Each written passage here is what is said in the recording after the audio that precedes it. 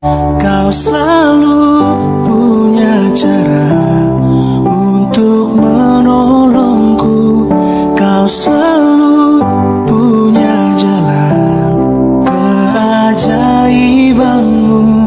Kau dahsyat dalam segala perbuatanmu, dan ku tenang di dalam caramu. Shalom. Selamat pagi. Ada sukacita pagi hari ini? Beri suatu bulan luar biasa. Ini adalah bulan ketiga terakhir sebelum masa habis tahun 2024. Dan sekarang adalah minggu pertama di mana Tuhan memberikan pernyataan yang sampai saat ini yang sangat luar biasa yang kami rasakan. Amin. Mari kita berdoa. Tuhan, terima kasih buat segala kebaikan yang sudah kau berikan untuk anakmu pada pagi hari ini, Tuhan. Semua bukan karena konten dan kehadiran, tapi semua karena anugerah yang begitu besar untuk kami, Tuhan. Dan bukan karena kebetulan kami ada di sini, karena kau begitu mengasihi kami, Tuhan, sejak kami ada di sini. Kami rindu untuk menyembah-Mu, Tuhan. Kami rindu Tuhan menjadi penyembah-penyembah baik di hadapan Dia, Bapa. Kami mau serah penuh Tuhan untuk ibadah pada pagi hari ini, Tuhan. Karena kau layak disembah, Tuhan, dan ditinggikan. Terima kasih Tuhan buat segala kebaikan yang kami rasakan sampai saat ini yang sangat luar biasa. Penyertaan dari hari ke hari, dari waktu ke waktu, dari jam ke jam, dan hingga sampai detik ini yang kami rasakan sangat luar biasa. Terima kasih Tuhan, terima kasih. Kami mau serahkan ibadah pagi hari ini dari dalam tangan-Mu. Dan kami juga berdoa Tuhan pada pagi hari ini saudara kami yang sedang sakit ya Bapak. Kami yakin dan percaya bahwa belum kesembuhan saat juga, sehingga minggu depan kami selalu bersama-sama untuk beribadah datang ke hadirat Dia Bapak. Terima kasih Bapak, terima kasih. Kami mau serahkan semuanya di tangan. Haleluya, Tuhan Yesus. Amin. Kita mau menjaga hati kita mau memberikan persembahan yang terbaik buat Tuhan Allah kita. Haleluya Yesus.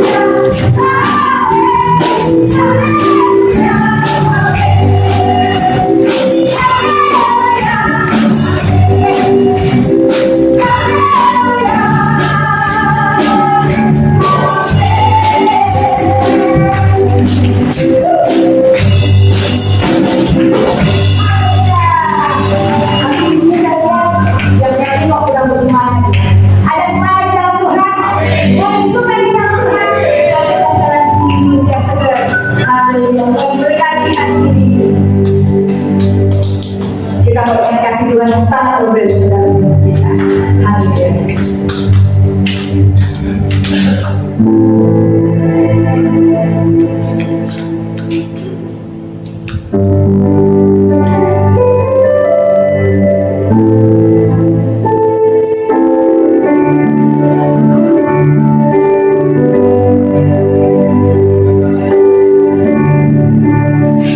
Begitu besar kasih Bapa, Kau berikan anakmu yang tunggal. Di saat aku percaya, kasih menyelamatkanku, bukan sebagai hati dunia, tapi kebenaran yang berkorban untuk diriku tahu. Kasih menyelamatkanku, ingat kasih-Nya yang membuka hidupku, ingat kasih-Nya yang selalu ada. Kasih Yesus, kasih Yesus, bagiku. Ingat hidupnya, ingat hidupnya yang sembuhkan lukaku, ingat kasih-Nya yang menebus aku. Kasih Yesus, kasih Yesus, bagiku. Kasih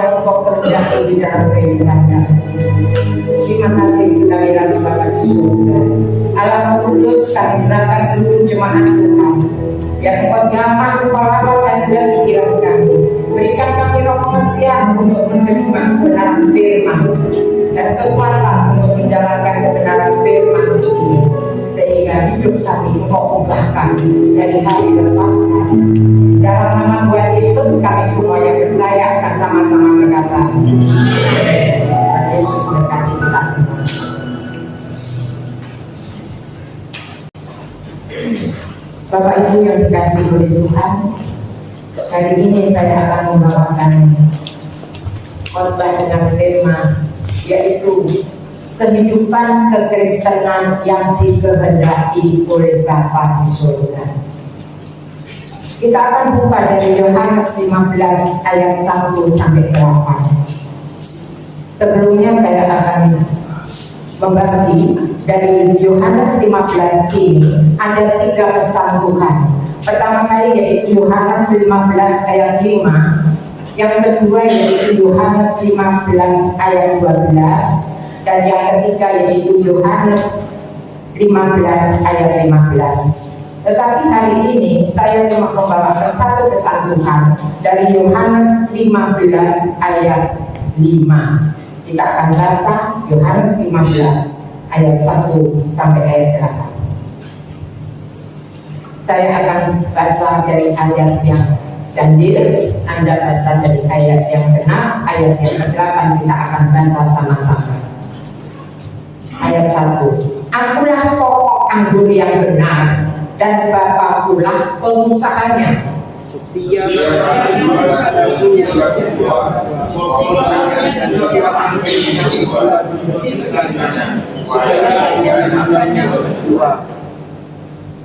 Ayat 3, kamu memang sudah bersih karena firman yang telah kukatakan kepadamu.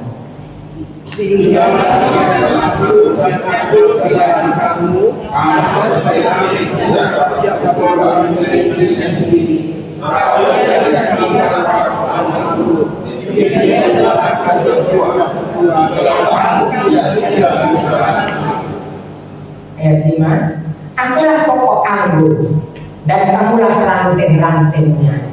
Barang siapa tinggal di dalam aku dan aku di dalam dia, ia berbuat banyak, sebab di luar aku kamu tidak dapat berbuat apa-apa.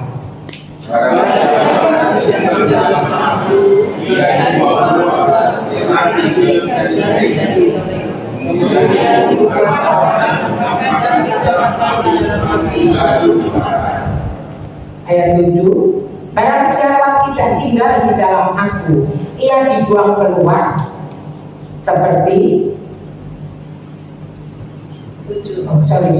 jikalau kamu tinggal di dalam aku dan firman-Ku tinggal di dalam kamu, mintalah apa saja yang kamu kehendaki, kamu akan menerimanya. Ayat 8 kita baca sama-sama. Bapakku dipermuliakan, yaitu kata berdua-duanya, dan dengan diberikan Bapakku akan memuliakan. Ayat bacaan yang kita bahas hari ini adalah Yohanes 15 ayat yang kelima. Yohanes 15 ayat yang kelima. Itu adalah ayat bacaan yang kita bahas hari ini. Tolong ditayangkan saja. Yohanes 15 ayat yang kelima. Bilang apa? Akulah pokok anggur, dan kamulah ranting-rantingnya. Barang siapa tinggal di dalam aku dan aku dalam dia, berbuat banyak, sebab di luar aku kamu tidak dapat berbuat apa-apa. Saudara, kita harus perhatikan dulu ya, pokok anggur itu di mana sih? Pokok anggur itu di Israel itu, saudara, pokoknya itu pendek ya. Adalah satu-satunya tumbuh-tumbuhan yang tidak mempunyai batang ya, tidak mempunyai batang, tidak mempunyai cabang, dan dia hanya mempunyai ranting.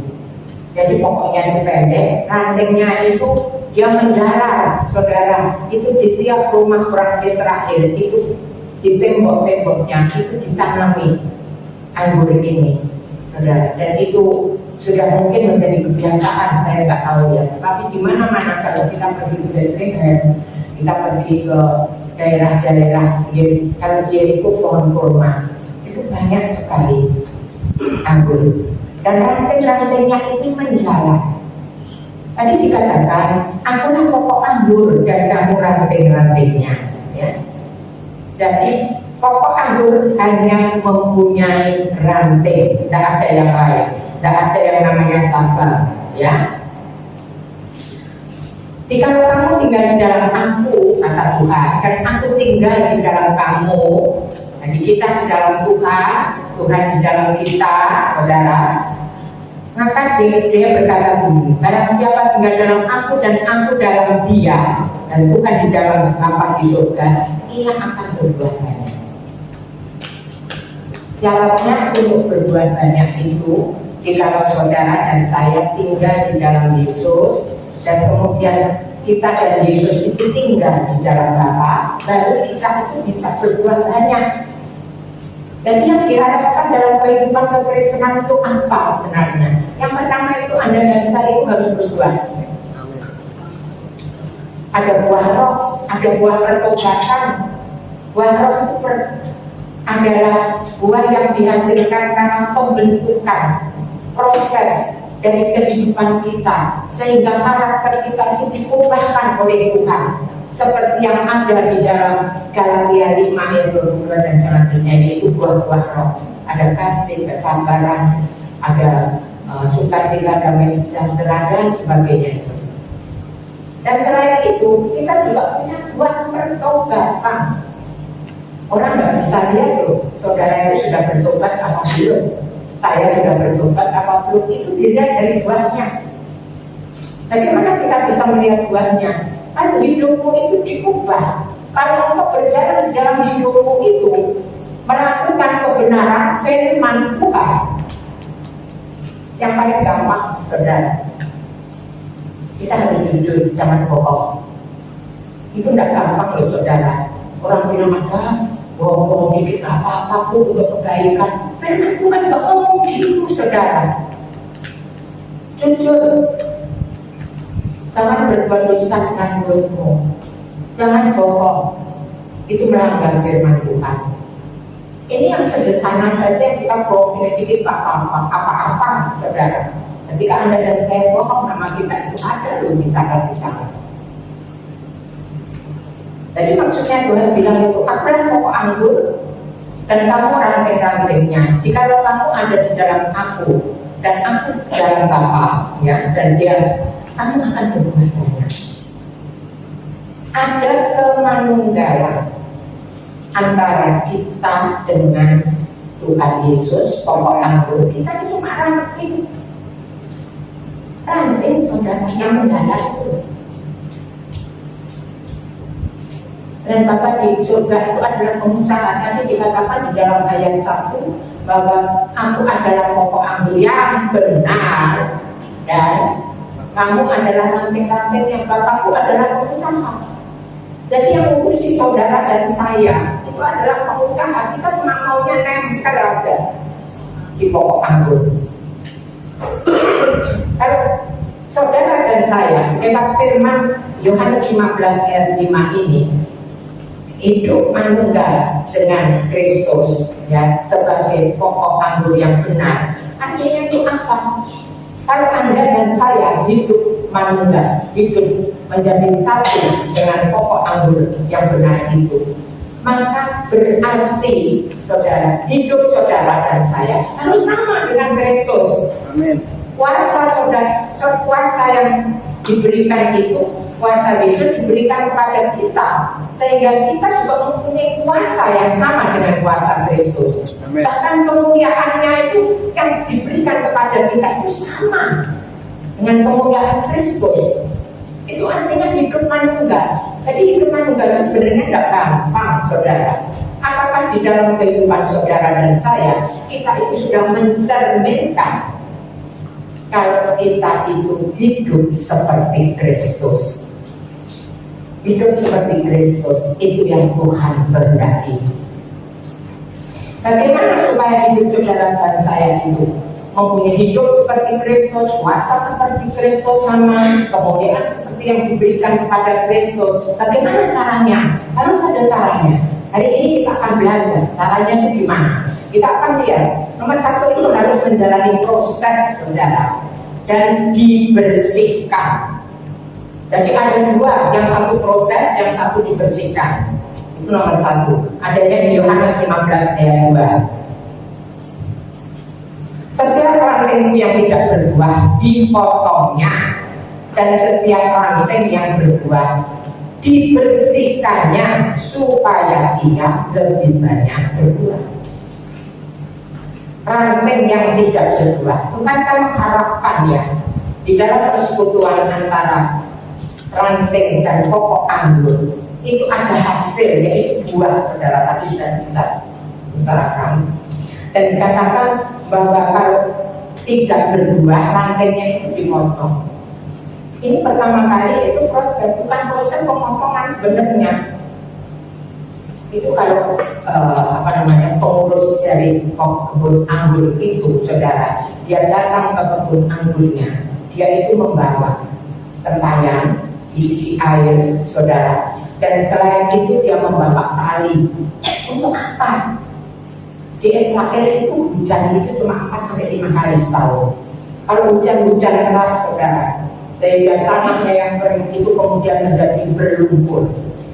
Dan pokok anggur yang rantingnya merambat ini tadi, dia karena merambat, dia yang paling bawah itu jatuh ke tanah. Akibatnya apa ketika dia jatuh di tanah? Dia kena air lumpur tadi, dan daunnya kena lumpur, itu rantingnya kena lumpur, saudara. Kalau dia berlumpur seperti itu, dia tidak akan pernah bisa berbuah, apalagi letaknya itu di tanah. Kemudian yang pemilik kebun anggur ini, pengusaha kebun anggur ini datang, dia datang dengan tempayan berisi air, kemudian dibersihkannya ranting yang jatuh di tanah tadi, saudara, dengan air yang dibawanya.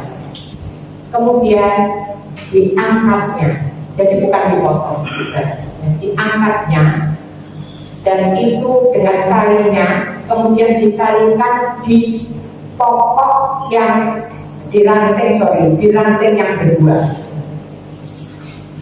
Jadi dengan demikian dia mendapat cahaya matahari sama seperti ranting yang sudah berbuah, dapat udara yang bersih karena dia tidak di bawah lagi, tetapi dia ada di tempat di atas, di tempat di mana ranting yang lain itu berbuah. Jadi Tuhan sebenarnya nggak pernah loh. Ini memang firman Tuhan bilang dipotongnya, tetapi sebenarnya itu bukan dipotongnya, diangkatnya.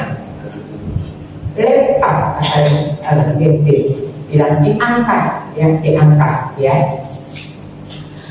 Dan setelah itu, saudara, maka ranting yang tadi itu jatuh dalam lumpur ini mengalami perbaikan karena apa? Dia kena cahaya matahari, dia kena bukan cahaya matahari, dia kena udara bebas yang begitu sehat, saudara, ya. Dan tentu pemilik pohon anggur ini mengharapkan dia itu akan berbuah.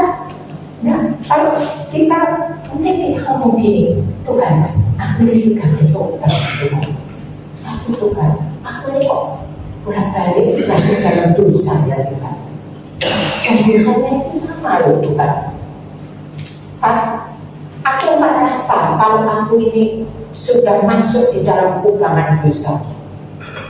Apakah ketika saudara mempunyai perasaan gitu, kemudian Tuhan bilang, kamu tidak berguna, kamu otomatis, tidak usah kamu jatuh bangun di dalam perjinahan, jatuh bangun lagi di orang, jatuh bangun berjudi, jatuh bangun terus saudara narkoba, dan sebagainya. Apakah Tuhan seperti itu? Kalau kita baca Yohanes 15 ayat 2, Tuhan tidak seperti itu, saudara.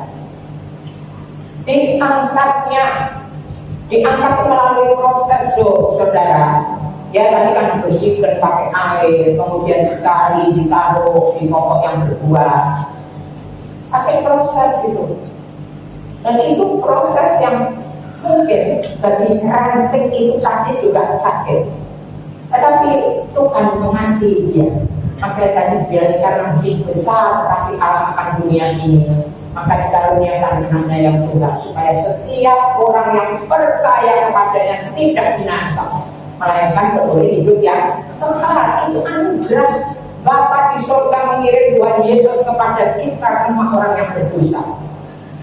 Saya ingin tanya siapa di sini yang dulunya tidak berdosa, terus tiba-tiba jadi pengikut Kristus? Tidak ada kan?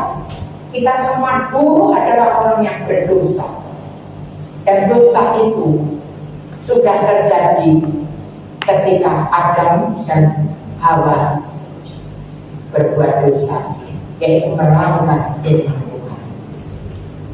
DNA dosa sudah ada, saudara. Tuhan yang luar biasa diberikan kepada saudara dan saya, sehingga kita bisa beroleh keselamatan seperti sekarang ini. Setiap ranting yang berbuah, nah kita ngomong yang berbuah, ya, siapa yang saudara dibersihkan supaya dia lebih banyak berbuah. Ranting yang sudah berbuah tetap dibersihkan melalui ujian. Saudara mungkin sekarang menjadi pelayan Tuhan, Anda adalah orang yang setia, orang yang teguh di dalam Tuhan, terus beribadah, saudara. Itu pun perlu dibersihkan. Supaya apa? Supaya berbuah lebih baik, lebih banyak, ya, supaya lebih banyak berbuahnya. Dibersihkannya dengan cara apa? Dibersihkannya itu dengan ujian. Kalau dengan ujian itu saudara pasti merasa nggak enak, ya. Diuji dulu, apalagi kalau nggak siap diuji. Itu anak-anak sekolah, saudara. Satu saat gurunya bilang semua buku-buku dimasukkan ke tas ditaruh di depan. Terus gurunya bilang udah semua, periksa semua. Gurunya membagi kertas ujian. Responnya macam-macam loh, saudara. Demikian juga saudara dan saya, responnya itu macam-macam ketika kita itu mendapat ujian. Anak yang sudah siap, dia mempunyai respon yang baik. Dia akan bilang, ya, untuk mengetes kemampuanku sampai mana. Tetapi anak yang tidak siap, saudara, dia akan bingung, bahkan dia takut. Itu loh responnya di dalam ujian. Saya percaya kita semua yang punya anak di sini pasti pernah alami itu. Anak-anak sekarang itu mainnya main game, saudara, tidak tahu permainan apa itu di TikTok di mana itu. Semua menikmati. Ada seorang ibu datang pada saya, dia bilang itu anak saya itu lepaskan dulu. Apa yang dilepaskan? Saya itu ngomong, anak saya itu 2 orang loh, yang satu cewek, yang satu cowok. Mereka itu terikat, Bu, sama HP-nya, bukan WA sama teman-temannya, bukan sama grupnya, tetapi mereka terikat dengan permainan yang ada di HP itu. Untuk melepaskan itu tidak gampang. Melepaskan itu harus dari diri sendiri, mempunyai kemampuan, mempunyai keinginan untuk bebas dari ikatan itu. Ketika Anda tidak punya kemauan, keinginan untuk dibebaskan oleh Tuhan, apa yang mengikat kamu, engkau tidak akan pernah bisa dibebaskan. Karena iblis pun dia akan gandoli saudara. Usaha pokok, kan sekarang semua anak seperti itu loh.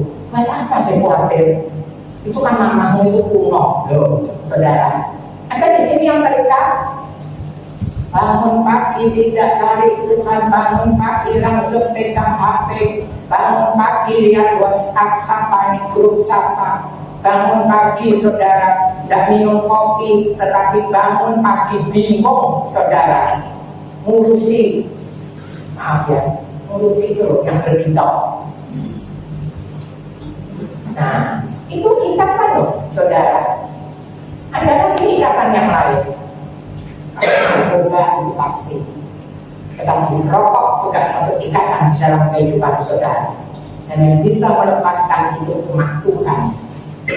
Anda harus mau diproses, Anda harus mau bukan saja diproses, tetapi Anda juga harusnya itu bukan sekedar diproses. Kalau sudah benar-benar mengasihi Tuhan, itu dibersihkan supaya lebih banyak buahnya.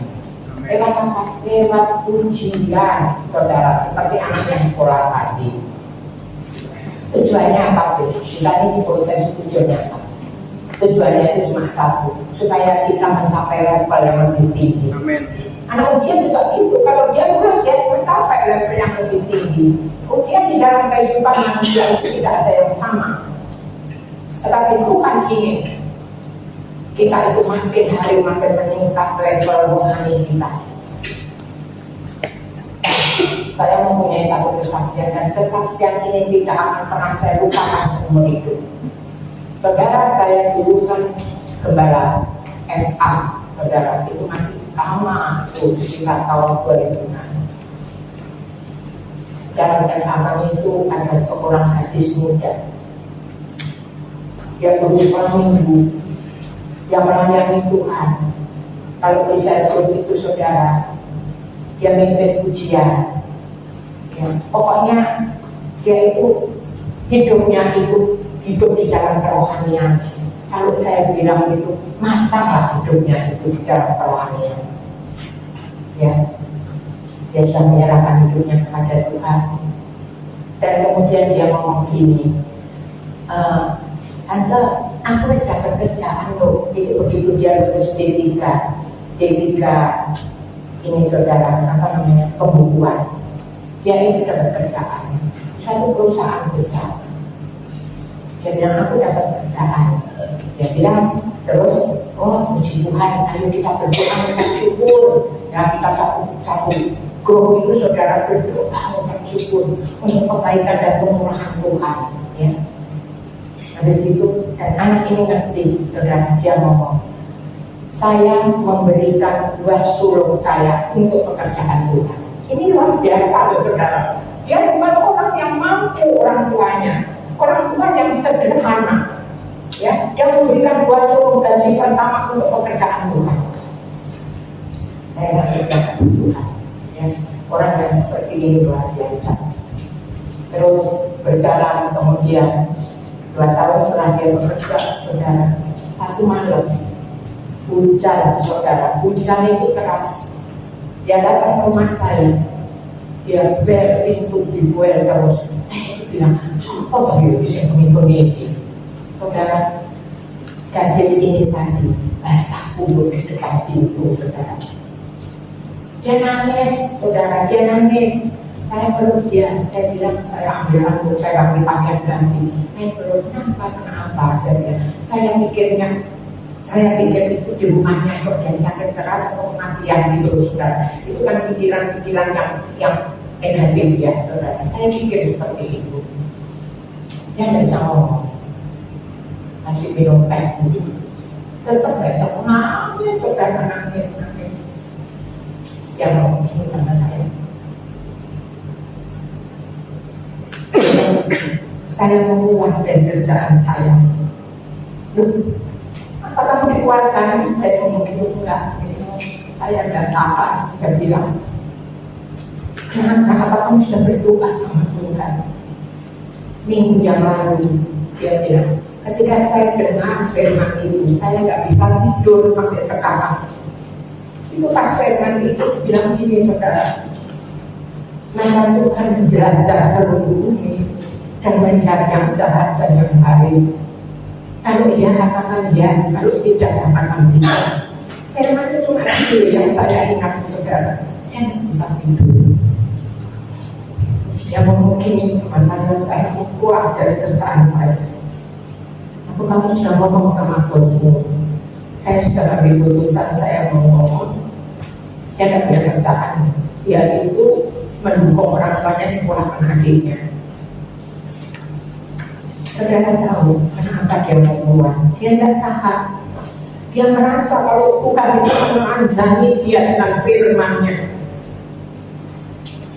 Jadi proses itu, saudara, supaya apa? Dia berbuat lebih baik. Dia sudah berbuat sudah, tetapi Tuhan memproses dia untuk berbuat lebih baik. Dia di sana itu ternyata pegang pembukuan, saudara. Dan pembukuan itu adalah pembukuan ganda, saudara tahu. Jadi bosnya itu bilang, kalau pemasukan yang besar itu jangan semua dimasukkan.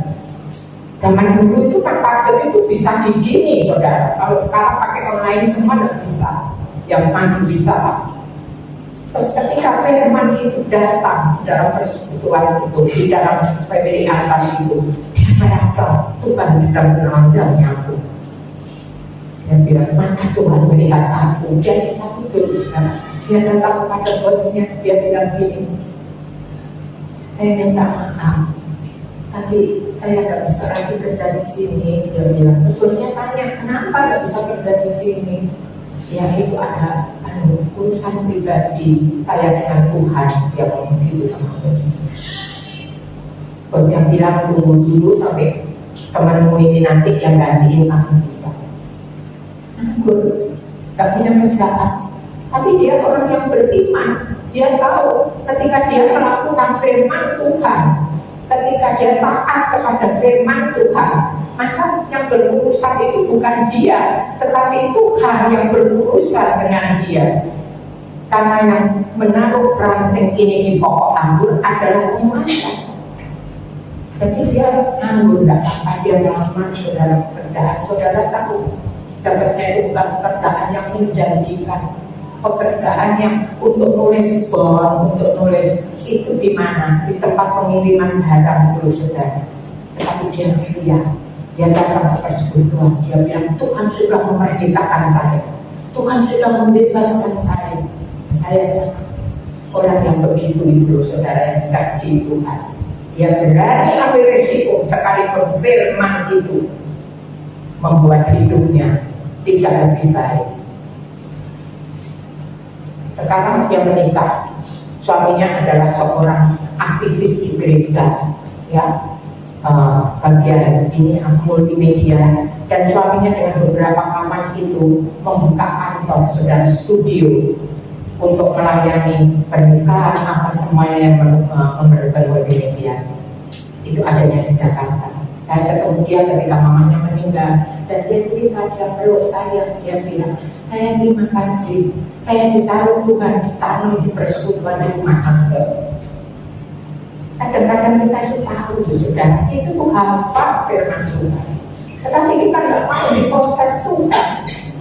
Tuhan, zaman aku yang baik dulu Tuhan, aku belum siap diproses. Kita tuh tahu sampai dari baca firman, dengar firman Tuhan, dengarkan YouTube, motivator, tetapi kita tidak menjadi manusia.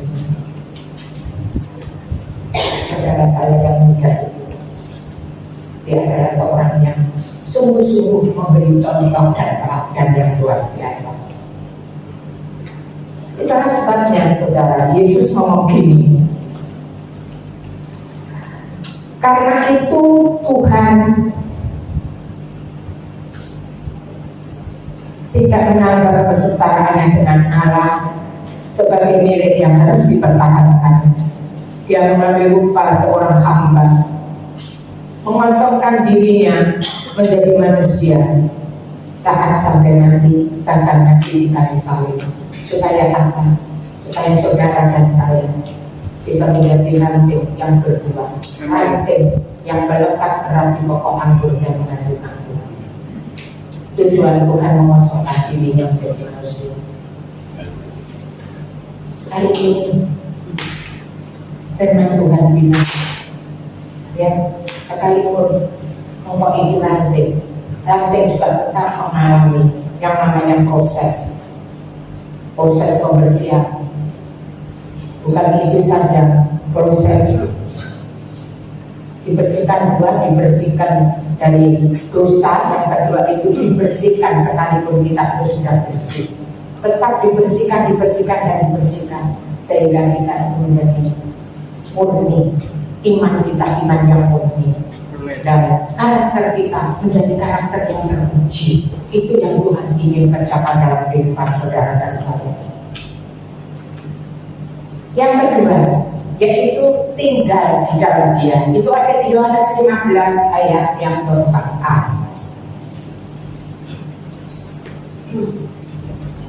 Yohanes 15 ayat 4a.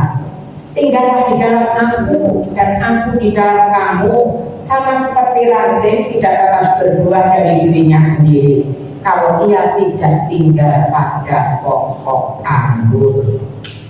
Ya, ini penting bagian ini. Tinggallah di dalam aku. Mari Anda baca di ini pasal 15 dari Yesus adalah pokok anggur yang benar. Itu di situ itu ada 10 kata tinggal. Ya, dari 1 sampai 8, kemudian 9, 10, itu ada perkataan tinggal. Kalau ada perkataan tinggal itu artinya apa, saudara?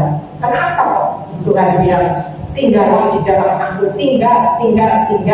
Artinya jangan pergi. Orang kalau tinggal pada pergi, saudara, itu yang Tuhan mau, tinggal. Artinya apa?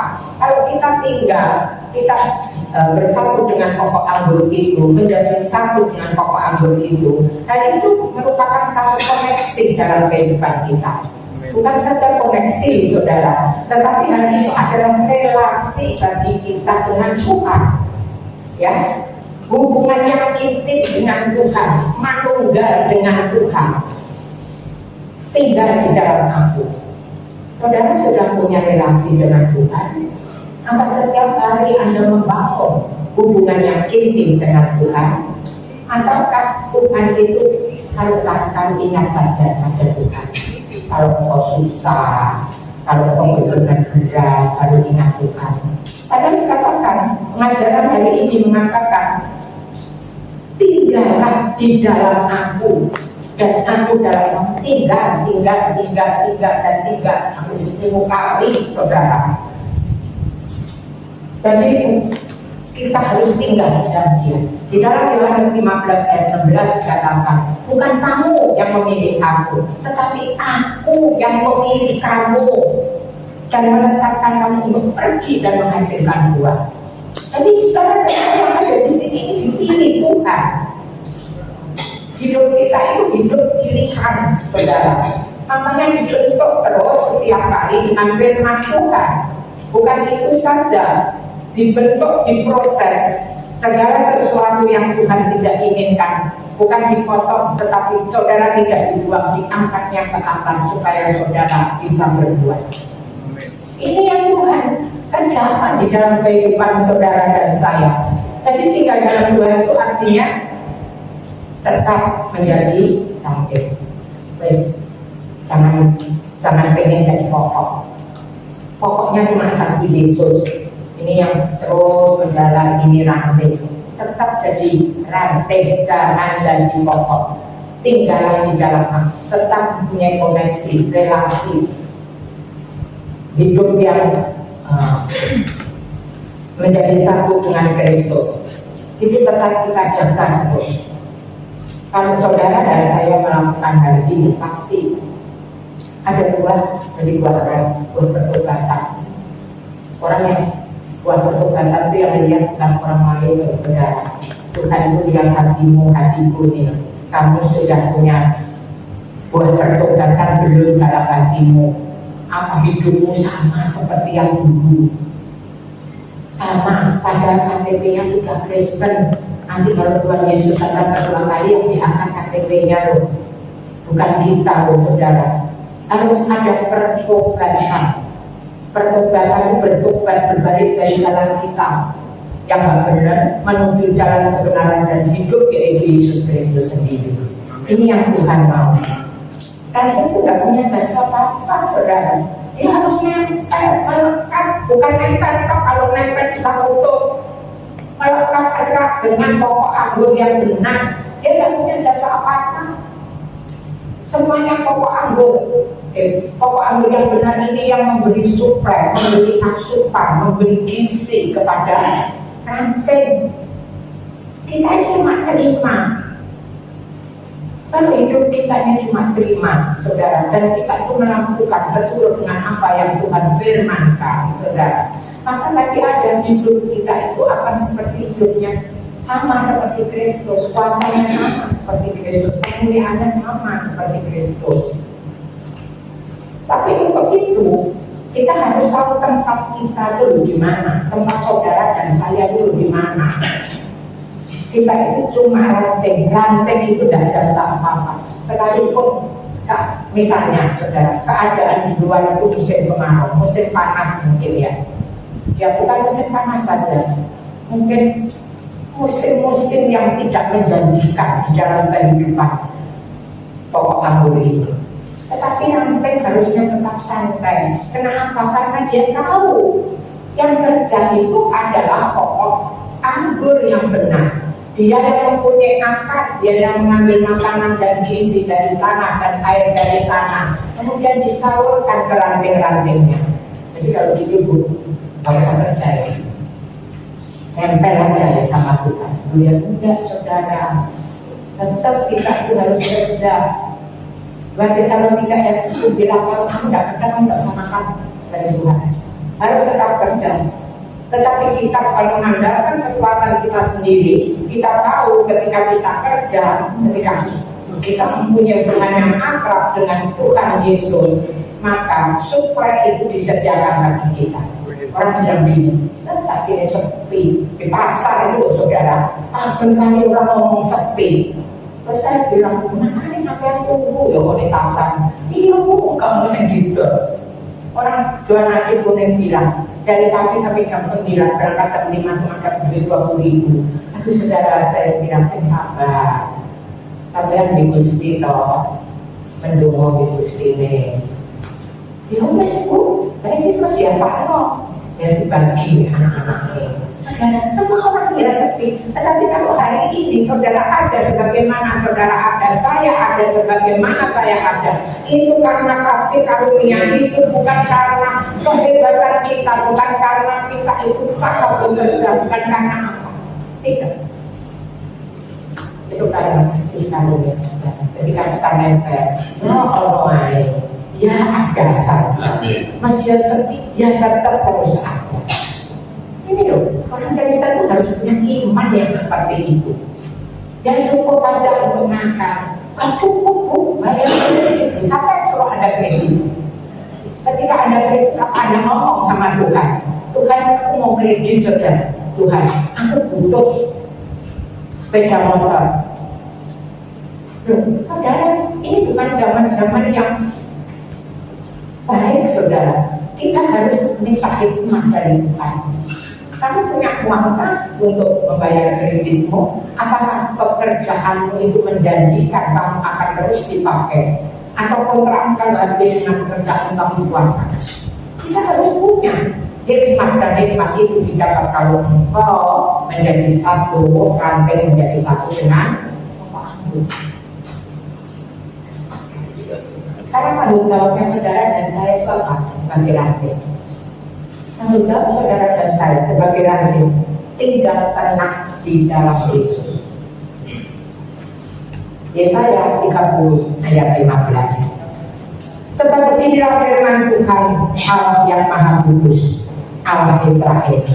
Dengan bertobat dan tinggal tenang, dengan bertobat dan tinggal diam, kamu akan diselamatkan. Dengan tinggal tenang dan percaya terletak kekuatanmu. Mengapa harus bertobat? Mengapa harus tinggal tenang? Dengan bertobat, katakan dengan bertobat dan tinggal diam. Bertobat karena kita membuat sesuatu yang kita kerjakan menurut kehendak sendiri, menurut pikiran sendiri, menurut kekuatan kita sendiri kita kerjakan. Sehingga semuanya bukan berakhir dengan baik, saudara. Ada masalah pada akhirnya. Karena kita melakukan itu, kita mesti bertobat, minta ampun sama Tuhan, menyesal. Ya, kita menyesal, minta ampun, kembali kepada Tuhan. Harus sadar kalau kita itu membuat kesalahan. Yang menyadarkan saudara dan saya itu adalah Roh Kudus. Ketika Anda tidak punya hubungan sama sekali dengan Roh Kudus, tidak punya hubungan dengan Tuhan, kepekaan itu akan hilang. Tetapi ketika engkau sadar, itu yang menyadarkan adalah Roh Kudus yang ada di dalam diri kita. Bertobat dan kemudian tinggal diam, aku sama Tuhan. Tuhan, aku nama aku ini salah Tuhan.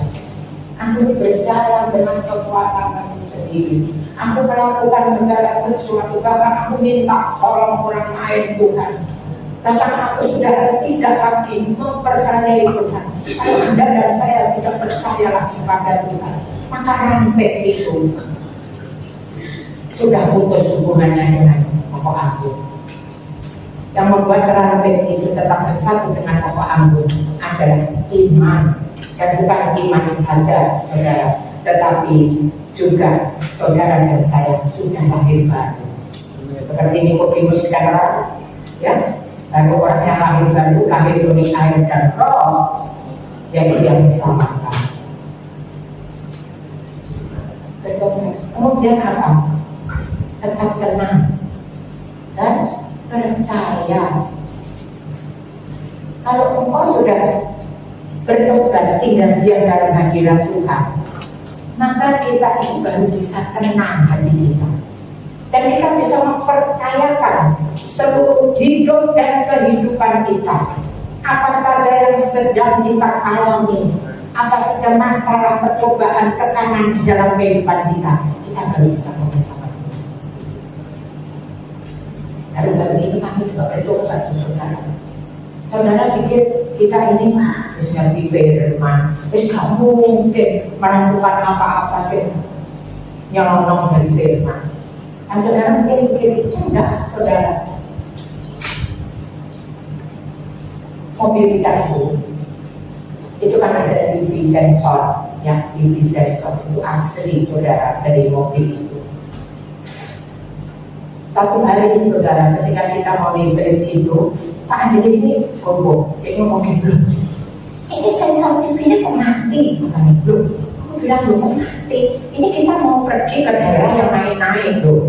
Itu perlu. Aku ngomong gini, ya sudah, karena dibawa bengkel. Jadi ngomong gini, saudara, ya. Manusiawi kan ya. Kalau rusak ya dibawa bengkel, ya. Bengkelnya bilang, aduh maaf ya, kok udah bisa ini ya. Ini mobil berapa? Tak tunjukkan temanku itu ada di daerah ini. Kita copot, intinya itu copot, diperbaiki itu saudara. 5 hari di telepon, maaf ya kok ya, ini tidak bisa diperbaiki. Apanya yang rusak itu, ini sudah dicarikan kok, di mana-mana tidak ada. Saya punya ide, bapak aja ke Mazda, sudah. Oh Mazda kok, kita sekali ini melayani orang sakit, kita ngomong apa? Saya tanya orang itu, kamu tahu kalau mobilmu pakai Honda, kamu tahu mana kalau rusak? Orang yang sakit itu jawab, yang ke bengkelnya Honda. Oh ya, itu saya kalau melayani orang sakit, dan sekarang mobil saya sakit, saudara. Tapi kamu Pak Andi galak ke Mazda. Terus tunjuk saya ngomong, ini malah jadi bukan saudara. Tanya dulu kok, berapa itu ongkosnya? Ya beda, sekali buka cuma buka kok 500.000. Nanti kalau ganti alat, kalau alatnya ada langsung diganti. Kalau tidak nanti dipesankan dulu di Jakarta. Ini mau kirim ke saudara. Ya. Udah. Dan Pak Andre ngomong gini, kalau ganti berapa ya sensornya itu? 20 juta, loh saudara, beda 20 juta, ya, dan pulang ya, 1 juta ngomong gitu. Terus kamu salah, ini ngomong gini. Ya ada, dengan kekuatannya sendiri, dia telepon mantu saya di Malang. Mantu saya di Malang itu dia tuh mobil saudara, jadi dia akan gitu. Dia tanya, iya apa sensornya rusak? Di mana temanku yang bisa betuli ini? Oh ada Pak. Dia pergi sendiri, tidak sama saya loh saudara, pergi berangkat sendiri. Sehari tarik sampai jam 2 siang pulang, katanya nih, loh kamu dari mana Pak? Oh aku cari membetulkan sensor ini. Dibilang itu sama mantunya yang di Malang. Terus aku bilang, ketemu Pak? Pagi-pagi besoknya dia bilang, ayo ikut aku. Katanya, kita cari alamat itu. Saya cuma ngomong gini sama Tuhan, dapatkan gini saudara, saya itu udah minta apa? Ya Tuhan, saya bilang, sensor ini kalau dibetulin 5 juta, kalau diganti 20 juta Tuhan, ini kan bukan uang yang sedikit dan itu bukan berguna ya saudara, kita nggak pakai uang bisa. Ya Tuhan, saya cuma ngomong dan berdoa, cuma nyebut nama Tuhan. Di alat saudara saya itu lari di daerah mana tidak tahu, ketemu saya turun sampai 2 kali hari itu kirim dulu jam 12 siang kita sampai di sana. Bapak bilang Pak nggak boleh pakai di sini di sana. Waktu parkir saudara, titik sensornya nyala. Saudara itu berarti Tuhan tidak mungkin sudah berapa bengkel. Terus saudara, kadung masuk, kemudian kadung masuk, dicatat namanya, nomor HP-nya, nomor rumahnya, ini bilang, kuncinya mana? Kuncinya ditinggal lah. Nanti kalau habis jam istirahat baru dibeli. Terus nanti saya bilang gini, loh, nggak bisa tuh. Karena kuncinya di mobil, loh, kuncinya di mobil itu apa Pak? Istri saya ada di mobil. Nah waktu itu saudara, waktu dia balik itu, saya tanya sama nanti ini jam berapa kira-kira bendernya buka Pak? Setengah 2. Saya ngomong sama dia, Pak ini sudah nyala. Tak percaya Pak? Tak percaya kalau itu sudah nyala. Itu karena saya berdoa sama Tuhan. Saya berdoa, saya ngomong Tuhan. Ini 5 juta uang yang banyak. Ya, bukan untuk kepentingan, hanya untuk mobil yang sebenarnya itu tidak seberapa penting untuk kehidupan kita. Dan Tuhan lakukan, Tuhan berikan, saudara. Sampai sekarang saya bersyukur sama Tuhan. Itu satu contoh, saudara, ya. Bagaimana kita itu harus sungguh-sungguh. Kalau engkau tetap diam di dalam hadiratnya setiap hari. Lakukan pujian, lakukan penyembahan. Ada lagi seorang ibu ini pasien saya, saudara. 2 hari sekali mesti telepon jam 5 sore. Dia adalah seorang yang bersedia. Anaknya kaya, anaknya tidak mau tinggal sama dia. Habis itu dia telepon, kalau jadi saya itu ngerti seluruh hidup dan kehidupannya itu saya ngerti. Dia ngomong gini, dia bilang, desa saya itu sakit kanker stadium 4, sudah kuning, sudah naik ke levernya ini, sudah sampai ke badannya kuning semua. Terus katanya dokter itu tidak sampai 3 bulan nanti meninggal. Lalu itu saya ngomong sama dia, coba beres-beres sama besanmu. Sudah loh Bu, saya sudah mampu nih. Iya tak sungguh tak? Iya. Siapa yang dalam ini minta ampun sama besanmu? Ya kenapa saudara sama besannya ini? Soalnya besannya itu merusak rumah tangga anaknya katanya, tapi saya tidak percaya. Kalau dia ibu ini saya tidak percaya, tapi saya diam aja. Terus dia bilang sudah. Ini tadi baru Tuhan itu ngomong sudah, ngomong gini sama dia. Itu kasih ayat 1 Yohanes 3 ayat 15, tolong ditampilkan. 1 Yohanes 3 ayat 15 dan 15.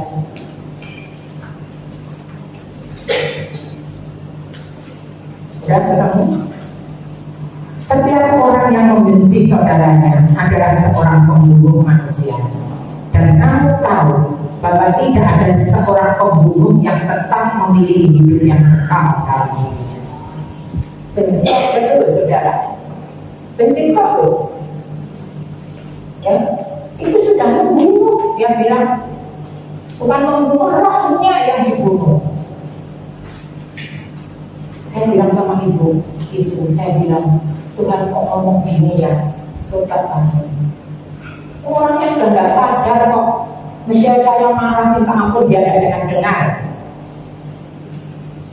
Dia kemudian datang saudara sama anaknya, dia beres-beres. Ingat loh, membenci aja saudara itu sudah tidak mendapat hidup kekal loh. Dan apa kita ibadah berpuluh-puluh tahun kalau pada akhirnya kita tuh nggak boleh hidup kekal. Ini firman Tuhan, bukan saya loh. Tapi ayo kita bebenah setiap kita, mumpung ada kesempatan. Saudara, seorang lagi, saudara, ini bukan mengikuti saudara yang sudah saya lanjutkan saksian naikkan saja. Ya, tetap tinggal dalam ranting. Ya, tetap tinggal dalam ranting. Harus tinggal pada pokok ranting, harus tinggal pada pokok anggur. Ya, artinya apa? Kita harus harus membangun suatu kehidupan yang teguh, kehidupan yang setia, kehidupan yang manunggal dengan Tuhan. Lewat apa? lewat pujian dan penyembahan kita. Sebab dikatakan di dalam Mazmur 22 ayat 4 dikatakan Tuhan berkata di atas pujian orang Israel. Jadi ketika Anda memuji dan menyembah Tuhan, Tuhan itu berkata di atas pujian dan penyembahan saudara. Ketika engkau punya masalah berat, ketika engkau tidak bisa berdoa, ketika engkau tidak bisa ngapa-ngapain seakan-akan engkau ini sudah pokoknya putus asa, frustasi, yang Tuhan yang bisa dilakukan. Saya di doa malam sudah cerita bagaimana seorang yang tidak bisa berdoa karena masalah, karena tekanan hidup. Tapi ketika dia telepon saya bilang jangan lakukan apa-apa. Ambil satu pujian penyembahan, di mana kamu itu bisa terus menerus menyembah Tuhan dengan segenap hatimu sampai rohmu ini loh ketemu dengan hadirat Tuhan. Ketika engkau melakukan itu di dalam hidupmu, masalahmu mungkin belum bisa diselesaikan. Masalah tetap masalah, tekanan tetap tekanan. Tetapi ada satu hal yang Tuhan berikan, damai sejahtera dan Tuhan yang melimpah dan sukacita diberikannya kepadamu. Jadi ketika Anda mengalami masalah dan bisa berdoa, lakukan ini seperti Silas dan Paulus di dalam kitab Kisah Rasul 16:24-25 dia berdarah di dalam penjara yang berat karena dia memberitakan kebenaran firman Tuhan. Ditangkap di penjara yang berat, dibokol, kakinya dipalsu, ya, pintu-pintu penjara ditutup, gelap saudara. Tetapi ada satu tekad di dalam kehidupan Paulus dan Silas yang ngomong apa? Ayo kita menyanyi. Mereka menyanyi, saudara. Mungkin suara saudara nggak bagus, nggak boleh. Yang penting itu keluar dari hati yang paling dalam, dan Tuhan itu lihat, Tuhan itu dengar. Ketika Tuhan itu dengar apa yang terjadi, Tuhan bilang begini, ini orang di penjara, dipasung kayak gini, kok isinya baku. Hati Tuhan tergetar. Kemudian Tuhan ikut nyanyi ke dalam suara bass, tapi suaranya bass besar. Terjadi apa? Jadi gempa saudara. Terbuka semua ikatan. Kalau Anda mempunyai ikatan, kalau Anda mau dibebaskan oleh Tuhan, mungkin doamu itu sudah tidak bisa. Puji Tuhan, sembah Tuhan. Itu Tuhan yang inginkan. Godaan selalu ada. Kita itu lepas dari Tuhan. Itu repot, ribet ikut Tuhan Yesus, tetapi Tuhan itu sudah. Godaan memang ada, tetapi Anda harus tetap setia, tetap teguh, dan enggak di dalam Yesus. Dan yang ketiga, yaitu di dalam Yohanes 15 ayat 7a dikatakan, jikalau kamu tinggal dalam aku dan firman-Ku tinggal di dalammu. Jikalau kamu tinggal di dalam aku, firman Tuhan itu tinggal di dalam kita. Apa saja yang kau minta Tuhan akan kasih. Itu luar biasa, saudara. Ini janji, pegang janji ini. Lakukan dulu apa yang Tuhan inginkan dalam kehidupan saudara dan saya. Satu hari Tuhan akan memakai janji ini, dan Tuhan akan melakukan apa yang sudah Tuhan janjikan. Minta apa saja. Sebenarnya kita tidak usah minta kok saudara, kalau ada dan saya meletakkan pada pokok anggur yang benar. Kan tadi kuasa diberikan, ya. Kita itu sama seperti Kristus. Kamu jadi pertanyaan itu, kita ini sudah sama belum seperti Kristus? Sehingga kuasa yang sama itu diberikan. Yesus Kristus, saudara, tidak pernah nolak orang loh. Ya, penjinak datang, dia layan, bahkan dia datang ke sumur Yakub untuk melayani orang yang 5 kali menikah dan suaminya, ke-6 bukan suaminya. Kepada perempuan yang berzina, kepada orang penderita lepra yang dikucilkan, dia datang. Saudara, dia memberi pertolongan kepada siapa lagi? Ayo, Tuhan Yesus datang. Orang perempuan yang sakit perjalanan 12 tahun, ada orang yang perjalanan itu najis, tapi dia pegang itu puncak jubahnya Yesus, dan Yesus tahu dia. Jadi Yesus itu menolong siapa saja yang datang kepadanya, tidak pernah menolak. Itu karakter Yesus. Kalau engkau pengen supaya firman itu tinggal dalam kita. Kita juga harus melakukan apa yang Yesus kerjakan dalam hidupnya. Kita belajar dari hari ke hari. Memang tidak gampang, mungkin kita jatuh bangun, tetapi Roh Kudus akan menolong saudara dan saya, sehingga memampukan kita untuk melakukan itu. Ya, tinggal di dalam Yesus. Tadi dikatakan kalau firman tinggal di dalam aku. Artinya apa firman tinggal di dalam kita? Artinya itu kita itu memberikan keleluasaan pada apa? Pada ajaran, pada prinsip, pada nilai-nilai firman, kepada tuntunan firman itu dalam kehidupan saudara dan saya. Dia bekerja dengan leluasa dalam hidup saudara dan saya. Kita batasi saudara. Kadang-kadang kita itu dengan firman itu kamu sebelahku gitu. Loh, saudara, padahal firman itu untuk kita semua, untuk saya dan untuk saudara semua. Itulah firman. Dan firman itu harus kita hidupi. Ketika firman itu menjadi daging, saudara, janji Tuhan akan kenali. Amin. Amin. Jangan pernah Anda putus asa. Lakukan dulu, kerjakan dulu.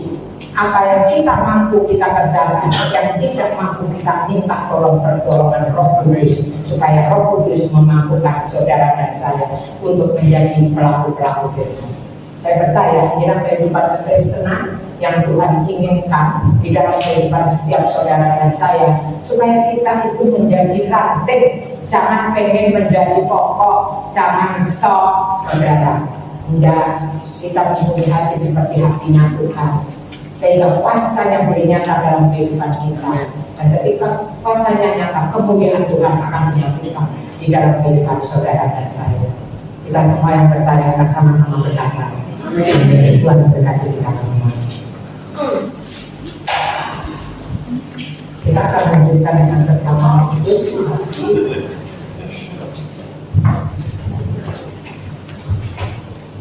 Ya Pak, coba berdiri. Ya anak-anak nanti. Waktu sebenarnya.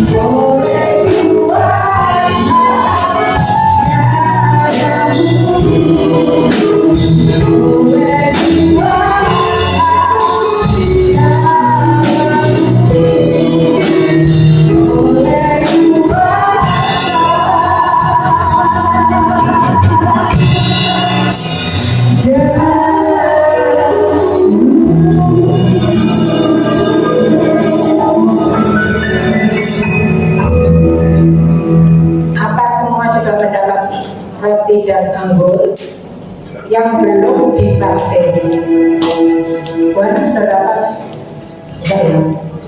Yang belum dibaptis tidak boleh ikut perjamuan kudus. Nah, semua sudah dapat, ayo kita angkat roti ini tinggi-tinggi di atas kepala kita sambil kita mendengarkan firman Tuhan yang akan diambil dari 1 Korintus 13 ayat 23 sampai ayat yang ke-26. Demikian bunyi firman Tuhan.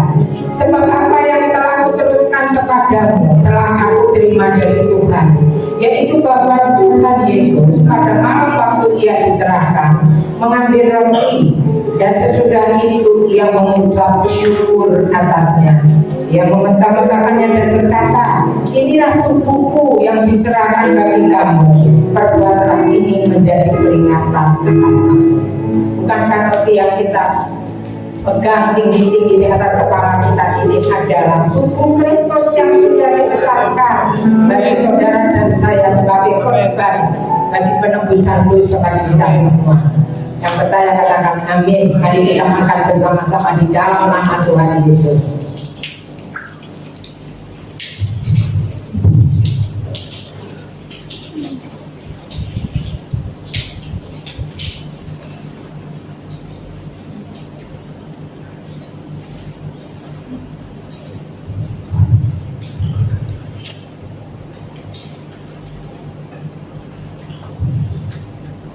Demikian juga ia mengambil tawan sesudah makan lalu berkata, cawan ini adalah cawan perjanjian baru yang dimeteraikan oleh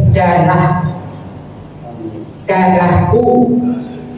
Perbuatlah ini setiap kali kamu meminumnya menjadi peringatan akan aku. Sebab setiap kali kamu makan roti ini dan minum cawan ini, kamu memberitakan kematian Tuhan sampai ia datang. Saudara, papan yang saudara dan saya pegang tinggi-tinggi ini adalah berisi darah perjanjian baru, darah Yesus Kristus. Ya, darah ini adalah darah yang berharga, yang sama berharganya dengan darah anak domba Allah yang tidak bercacat dan bercela. Mari kita minum dengan hati yang percaya.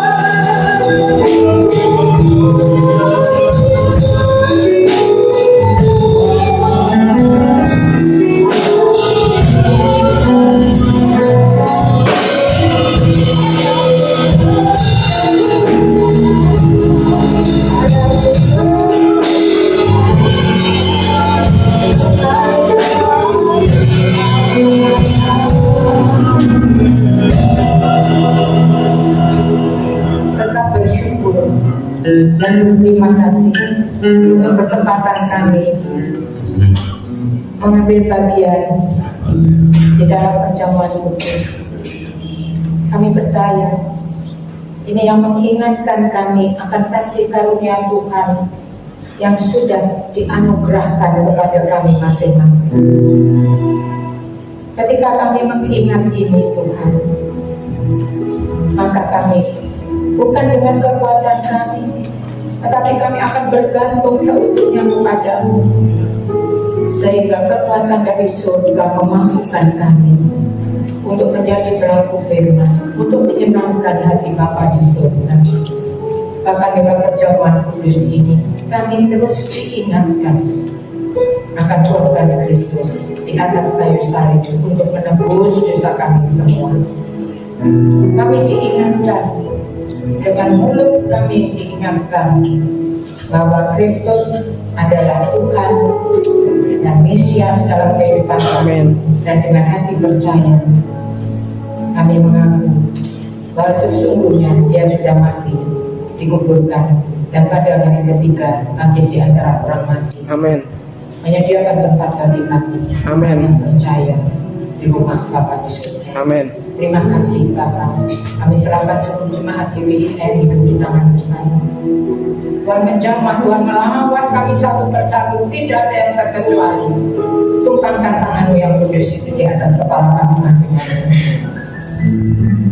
supaya kami boleh menerima anugerah, supaya kami boleh menikmati anugerah, dan supaya kami boleh merasakan Tuhan, Engkau tidak pernah meninggalkan kami. Engkau selalu ada buat kami, karena Engkau adalah Immanuel.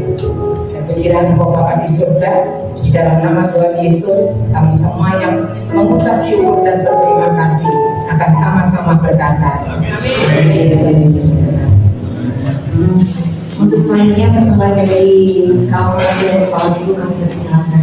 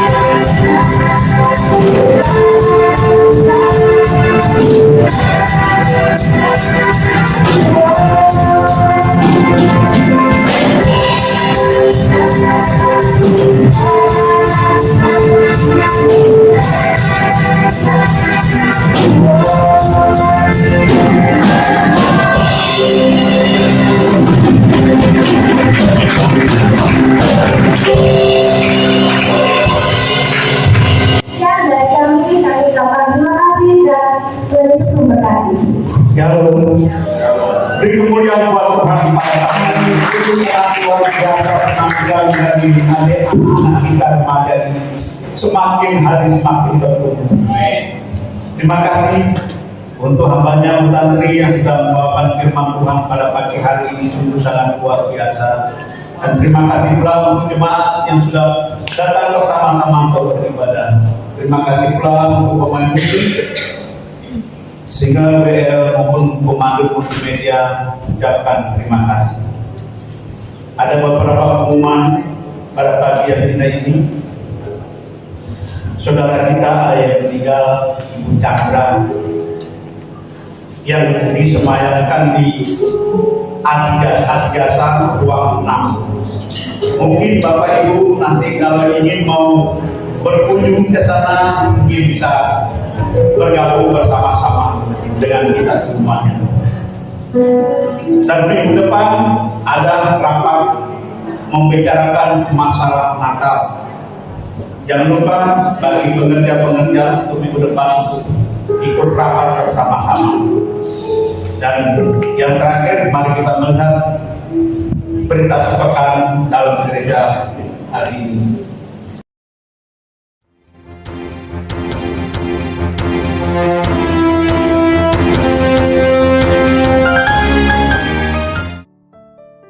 Shalom, mari kita ikuti selalu kegiatan-kegiatan selama sepekan di gereja GBI Air Hidup Ministry.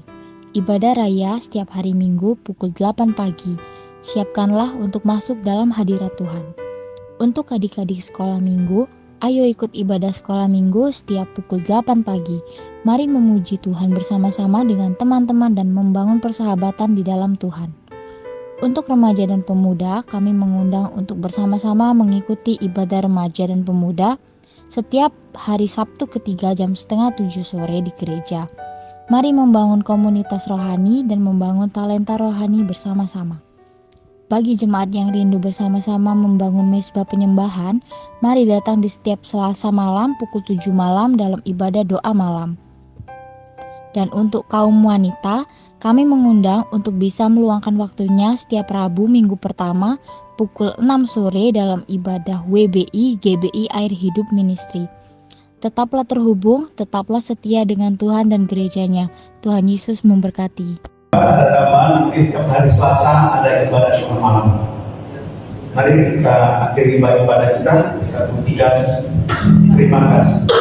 Terima kasih Tuhan Untuk kasih setiamu yang ku alami dari hidupku. Terima kasih Yesus untuk kebaikanmu sepanjang hidupku.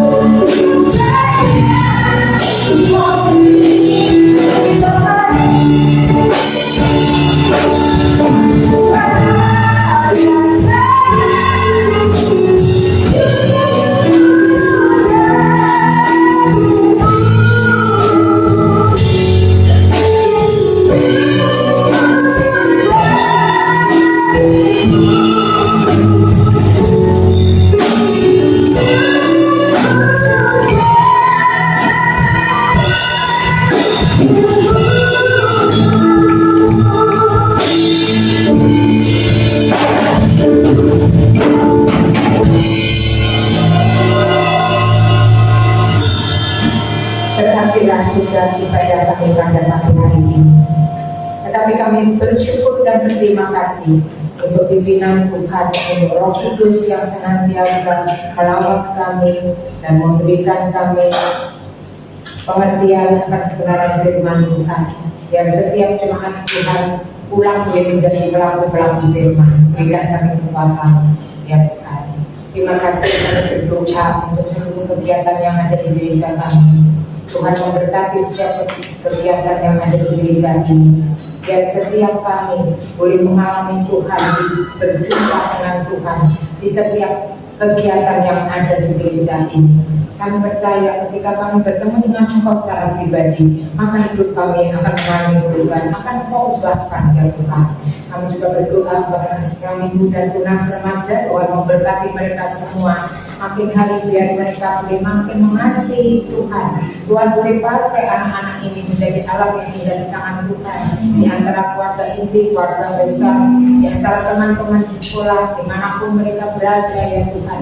Pakai anak-anak ini supaya mereka boleh menjadi alat yang indah di tangan Tuhan. Kami juga berdoa untuk persatuan dan kesatuan gereja ini, untuk seluruh jemaat para pekerja, ya Tuhan. Persatukan kami, ikat kami dengan ikatan dari kasih-Mu, supaya kami bisa hati, sepikir, serta sejiwa, saling mengasihi, saling memperhatikan, saling mendoakan, ya Tuhan. Kami percaya di mana ada kesatuan dan persatuan, Engkau hadir di tengah kami. Engkau mengikat kami menjadi satu, dan kami menjadi jemaat yang Engkau kasihi. Terima kasih Bapa, kami juga berdoa, ya Tuhan, untuk seluruh jemaat di tempat ini. Engkau berkati mereka satu persatu. Tidak ada yang terkecuali. Tumpahkan tangan-Mu atas kepala kami masing-masing. Biar berkat surgawi itu biar turun atas kami, Tuhan, sehingga kami boleh menerimanya, mengelolanya, menjadikan untuk kemuliaan nama Tuhan. Kami percaya jemaat Tuhan yang Engkau berkati tidak ada satu orang pun yang berkekurangan, tetapi kami berkelimpahan secara rohani. Kami berkelimpahan karena Tuhan mengasihi kami, maka kasih itu juga kami bagikan kepada orang lain. Kami juga berdoa untuk tetangga-tetangga kami di kanan Tuhan yang ada daerah pertemuan ini. Tuhan memberkati mereka supaya mereka juga hidup berkecukupan, tidak berkekurangan. Kami berdoa untuk Jawa Timur, kami berdoa untuk pemilihan wali kota, pemilihan gubernur yang akan datang 27 November. Kami serahkan di tangan Tuhan. Kami percaya Tuhan Engkau akan mengerahkan malaikat-malaikat-Mu sehingga keadaan tetap aman, tenang, damai, kondusif, tidak ada terjadi sesuatu apapun di gejolak apapun Tuhan, sehingga semuanya berjalan sesuai dengan kehendak rencana Tuhan. Dan kami juga percaya akan nanti kelengaran Bapak Jokowi pada Oktober 20 nanti Tuhan, biar Engkau ikut campur Tuhan, biar semuanya berjalan dengan aman, tenang, dan damai. Tidak ada gejolak-gejolak yang menyebabkan kerusuhan, tidak ada apapun, ya Tuhan. Kami percaya Tuhan, ketika Engkau ikut campur tangan, maka semuanya terkendali di dalam tangan. Terima kasih Bapak, kami juga berdoa untuk pemerintah yang baru di negeri ini. Tuhan, biar Tuhan memberikan hikmat takut akan Tuhan kepada Bapak Presiden, serta seluruh menteri dan stafnya. Tuhan, berikan roh takut akan Tuhan sehingga kita hormat dan cinta akan Tuhan, melakukan apa yang dikerjakan dengan sungguh hati dan untuk kepentingan rakyat, bukan kepentingan pribadi. Kami percaya kalau Tuhan yang menjadi penguasa tertinggi di negeri ini, maka semuanya atas kendali. Terima kasih Bapak yang ada di surga. Terima kasih Tuhan Yesus. Selesai sudah ibadah kami pada pagi hari ini. Mari jemaat Tuhan berdiri, kita akan memberikan berkat daripada Tuhan. Kiranya berkat daripada Allah Bapa di dalam nama Putranya Yesus Kristus dan persekutuan dengan Roh Kudus akan menyertai kita semua mulai sekarang sampai Maranatha, kedatangan Tuhan Yesus yang kedua kali. Di dalam nama Tuhan Yesus kami semua yang percaya akan sama-sama berkata. Amin.